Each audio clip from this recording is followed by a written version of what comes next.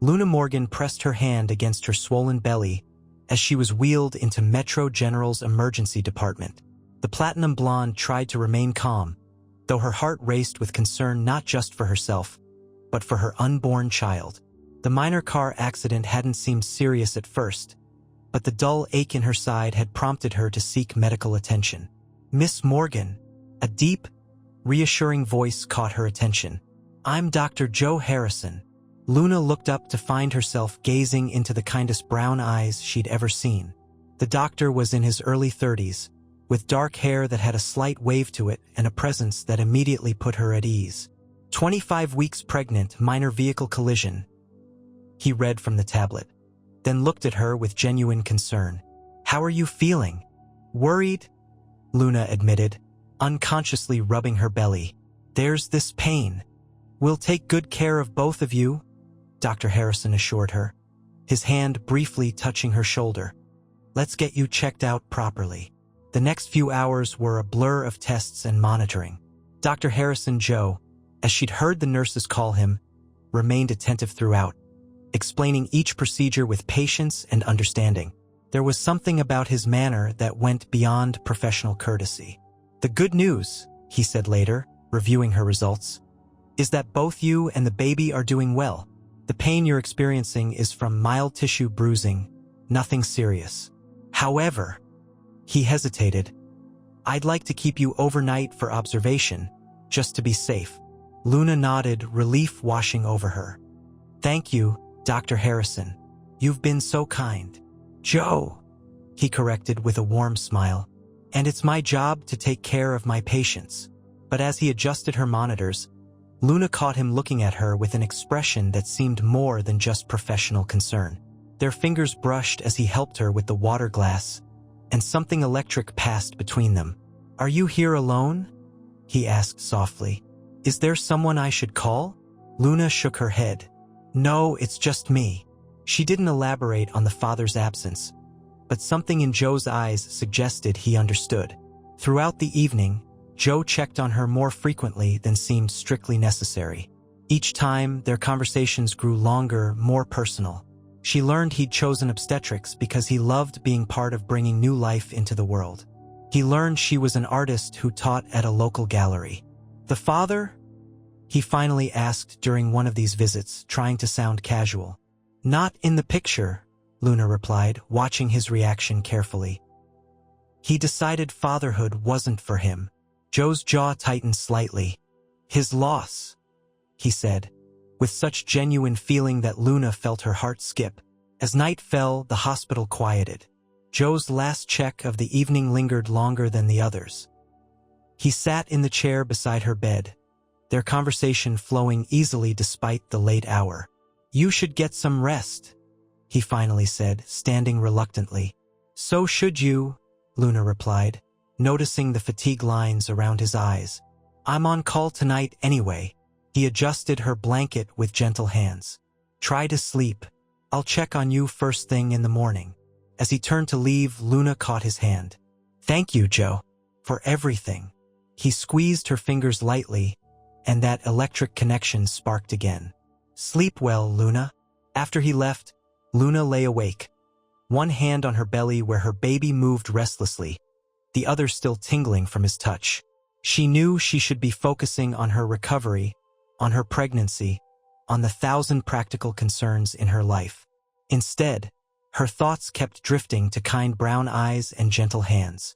She told herself it was foolish. He was her doctor. She was a pregnant patient, and there were a million reasons why the warmth between them could never be more than professional courtesy. But in the quiet of the hospital night, with the steady beep of monitors keeping time with her thoughts, Luna allowed herself to dream of possibilities. The next morning, Luna woke to find Joe already checking her charts. He looked tired but smiled warmly when he saw her eyes open. "How are you feeling?" he asked, moving closer to check her vitals. "Better," Luna replied, noticing how his presence seemed to fill the small hospital room. "Though I think someone's been practicing their soccer moves all night." She rubbed her belly as the baby kicked again. Joe's eyes lit up. "May I?" he asked, his hand hovering professionally over her abdomen. Luna nodded, and he placed his warm palm against her belly. The baby, as if sensing a new presence, kicked right against his hand. Joe's face broke into a genuine grin that transformed his entire appearance, making him look younger and more carefree. "That's quite a strong kick," he commented, lingering perhaps a moment longer than necessary before withdrawing his hand. "Everything looks good, but I'd like to do one more ultrasound before considering discharge." During the ultrasound, Luna couldn't help but watch Joe's face as he concentrated on the screen. His professional demeanor was captivating, the way his brow furrowed slightly in concentration, how his hands moved with confident precision. "Look," he said softly, turning the screen toward her. "Your little one is sucking their thumb." Luna felt tears well up unexpectedly. Joe immediately noticed, offering her a tissue with understanding eyes. "Hormones," she tried to laugh it off. "It's okay to be emotional," he assured her. "Creating life is a miracle, and you're doing it on your own. That's incredibly brave." His words touched something deep inside her. "Sometimes I wonder if I'm crazy for trying to do this alone." "You're not alone," Joe said, then quickly added, "You have support. The hospital has excellent resources for single mothers." But there was something in his tone, in the way he looked at her, that suggested he meant more than just institutional support. Throughout the day, Joe found reasons to check on her frequently. Their conversations grew more personal with each visit. She learned about his passion for photography, his dream of opening a private practice focusing on high-risk pregnancies. He listened intently as she described her art, her hopes for the future, her fears about motherhood. "I have gallery duty tomorrow," Luna mentioned during one of their talks. "I should probably get back to real life." "The gallery can wait," Joe said firmly. "Your health, both of you, comes first." As evening approached, Luna noticed Joe looking increasingly troubled. Finally, during his last check, he sat in the chair beside her bed. "I need to tell you something," he said, his professional demeanor slipping. "I've requested to transfer your care to another doctor." Luna's heart sank. "Did I do something wrong?" "No, quite the opposite." Joe ran a hand through his hair, a gesture she'd come to recognize as a sign of inner turmoil. "I'm finding it increasingly difficult to maintain professional objectivity with your case." The implications of his words hung in the air between them. Luna's heart began to race, and the monitor betrayed her reaction with quickened beeps. "Is that such a bad thing?" she asked softly. "It's unethical for me to be your doctor when I—" He paused, choosing his words carefully. "When I find myself thinking about you in ways that aren't professional." Luna reached for his hand, and this time when their fingers touched, neither pulled away.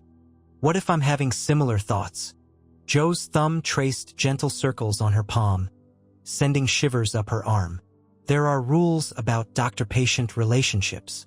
"Then transfer my care," Luna said. "You've already made the request, right?" He looked at her with an intensity that made her breath catch. "It's not that simple. You're pregnant, vulnerable. I don't want you to think I'm taking advantage. I'm pregnant, not incapable of making my own decisions," Luna interrupted. "And I've never felt safer or more understood than I do with you." Joe stood abruptly, pacing the small room. "Dr. Chun will take over your care starting tomorrow. She's excellent, one of our best obstetricians."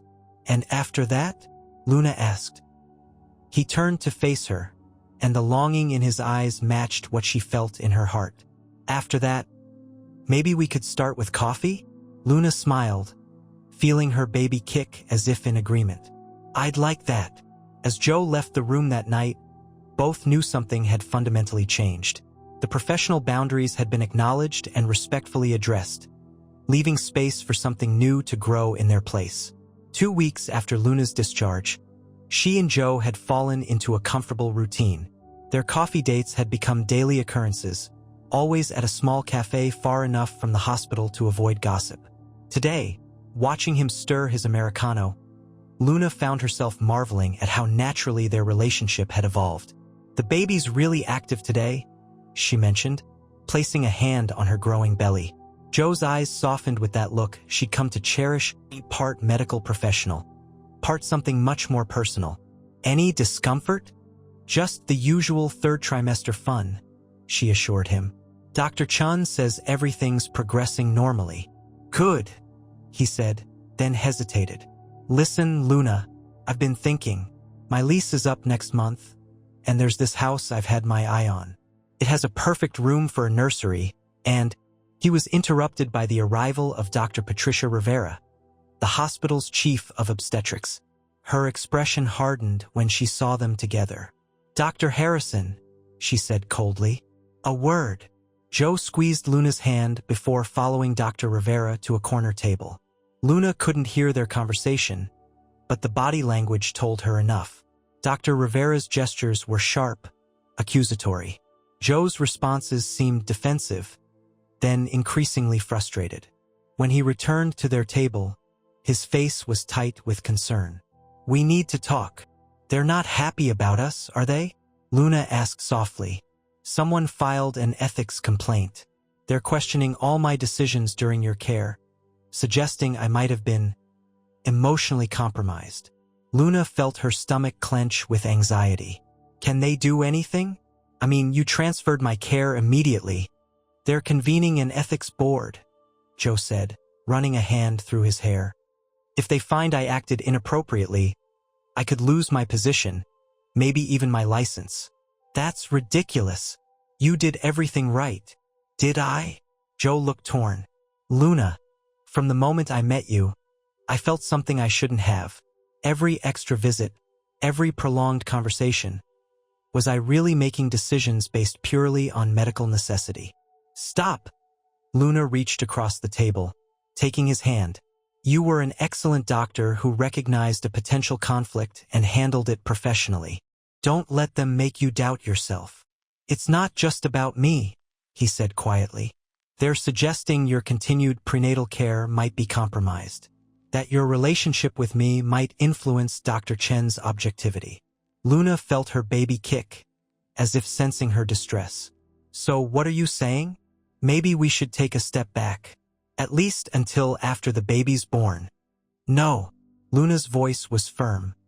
I won't let them use my pregnancy to manipulate us. I'm a grown woman who can make her own choices. Joe's eyes filled with a mix of admiration and concern. This could get messy. Then let it get messy. You're worth fighting for. He reached out, gently touching her cheek. You're incredible. You know that? I'm pregnant and hormonal, she tried to joke. Don't trust my judgment. But Joe wasn't smiling. I trust your judgment more than anyone's. That's part of why I'm falling in love with you. The words hung between them, unexpected but not unwelcome. Luna felt tears well up, damn hormones, as she realized she'd been falling too, quietly and completely. The ethics board, she said, trying to focus. When do they meet? Next week. Luna, whatever happens, we'll face it together, she interrupted. And we'll need a plan. Joe looked at her curiously. A plan? You're not the only one with resources, Luna smiled. My gallery connections include several prominent hospital board members, and they all love a good love story. For the first time since Dr. Rivera's appearance, Joe smiled. Are you suggesting we lobby the board? I'm suggesting we fight for what we have. Unless, she hesitated, unless you think it's not worth the battle? Joe's response was to lean across the table and kiss her, right there in the cafe, not caring who might see. When he pulled back, his eyes were determined. It's worth everything, he said. You, the baby, us. It's worth any fight. Luna felt her baby kick again, stronger this time. I think someone agrees with you. As they left the cafe, hand in hand, both knew the coming weeks would be challenging. But they also knew that some things, love, family, future, were worth fighting for, no matter the odds. The hospital ethics boardroom was intimidating, all dark wood and stern faces. Luna sat in the back, one hand protectively over her belly, watching as Joe faced the panel. Dr. Rivera's accusations hung in the air like poison. Dr. Harrison, the board chairman began, you're accused of developing inappropriate feelings for a patient under your care. How do you respond? Joe stood tall, his voice steady. I acknowledge developing feelings for Luna Morgan. I also acknowledge immediately transferring her care when I recognized those feelings. My actions were ethical and in accordance with hospital policy. Yet you began dating her almost immediately after transfer, Dr. Rivera interjected. That suggests premeditation. It suggests honesty. A new voice rang out. Eleanor Bennett, one of Luna's gallery patrons and a senior board member, entered the room. Dr. Harrison recognized a potential conflict and addressed it professionally. What exactly are we investigating here? Dr. Rivera straightened. The integrity of patient care has not been compromised, Eleanor interrupted. I've reviewed Ms. Morgan's case file. Every decision Dr. Harrison made is thoroughly documented and medically sound. Dr. Chun has confirmed the quality of care was exemplary. Luna watched Joe's shoulders relax slightly. They hadn't known if Eleanor would come through for them, but her presence changed the room's dynamics completely. The timing, Dr. Rivera began. Love doesn't follow a schedule, Eleanor said firmly. Unless you're suggesting we implement a mandatory waiting period for doctors and former patients? Should we apply that to all medical staff? Nurses? Technicians? Where exactly do we draw that line? The board members shifted uncomfortably. Luna could see them reassessing the situation. Dr. Harrison, the chairman asked, what are your intentions regarding Ms. Morgan? Joe turned slightly, meeting Luna's eyes across the room. I intend to love and support her and her child, if she'll let me. I intend to build a life with them openly and honestly. And I intend to continue being the best doctor I can be, because that's part of who I am. Luna felt tears threatening. These pregnancy hormones were really getting out of hand, but she saw several board members nodding approvingly. Ms. Morgan, the chairman addressed her directly. Do you feel your care was ever compromised by Dr. Harrison's feelings? Luna stood carefully, her 7 months pregnant belly prominent. Dr. Harrison was nothing but professional during my care. When he recognized his feelings, he immediately ensured I had the best alternative care possible.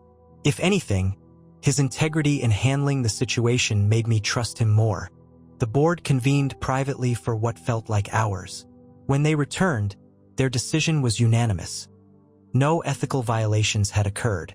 However, the chairman added, we recommend implementing clearer guidelines about post-care relationships.